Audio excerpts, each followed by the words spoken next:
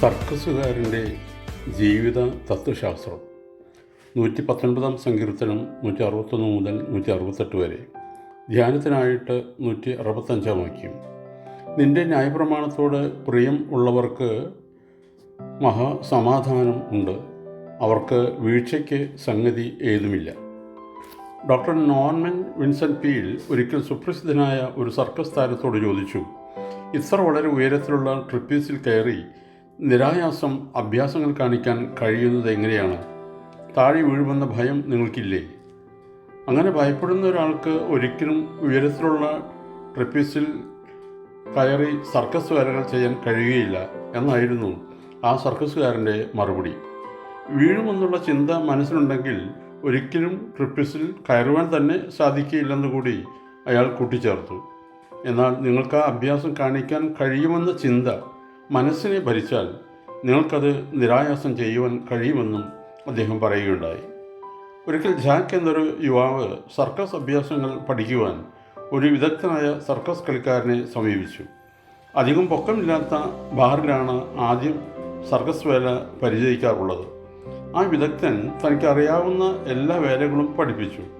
ഒടുവിൽ പൊക്കമുള്ള ട്രിപ്പീസിൽ കയറി അഭ്യാസങ്ങൾ കാണിക്കുവാൻ ജാക്കിൻ്റെ ഗുരുനാഥൻ ആവശ്യപ്പെട്ടു.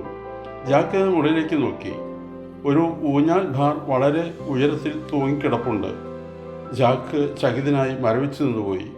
ഒടുവിൽ ആ യുവാവ് തല ഇടം വലം ചലിപ്പിച്ചുകൊണ്ട് എനിക്ക് സാധ്യമല്ല എന്ന് പറഞ്ഞു. ആ വിദഗ്ധ കളിക്കാരൻ അടുത്തു ചെന്ന് ജാക്കിൻ്റെ തോളിൽ തട്ടിക്കൊണ്ട് പറഞ്ഞു, തീർച്ചയായും നിനക്ക് കഴിയും. നിന്റെ ഹൃദയം ആദ്യം ആ ബാറിലേക്ക് എറിയൂ, അപ്പോൾ ശരീരം പിന്നാലെ വന്നുകൊള്ളും.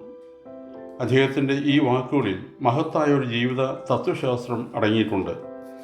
ജീവിതത്തിൽ നേരിടേണ്ടി വരുന്ന പ്രതികൂല സാഹചര്യങ്ങളെയും പ്രതിസന്ധികളെയും നോക്കിക്കൊണ്ട് മറുകര കടക്കാൻ സാധ്യമല്ല എന്ന് ജാക്കിനെ പോലെ തന്നെ നാം പലപ്പോഴും പറയാറില്ലേ?